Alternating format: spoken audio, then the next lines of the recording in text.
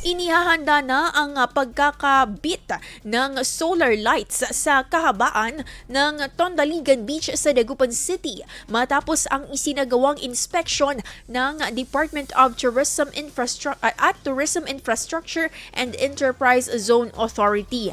Nakatakdang ilakag ang mga poste ng solar lights mula Parasi Street, Bunuan Gisat hanggang sa opisina ng BIFAR sa Bunuan Binlok bilang bahagi ng pagpapaigting ng turismo at seguridad ng mga dumarayo sa lugar tuwing gabi. Bukod pa dito, ilan pang development projects tulad ng Tourism Hub ang nakalinya kasabay ng One Bunuan Pavilion, MacArthur Park at Skate Park. Hiling naman ng ilang residente na maisakatuparan rin ang naturang pailaw sa kanilang lugar, partikular sa mga island barangays.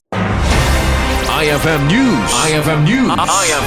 IFM News.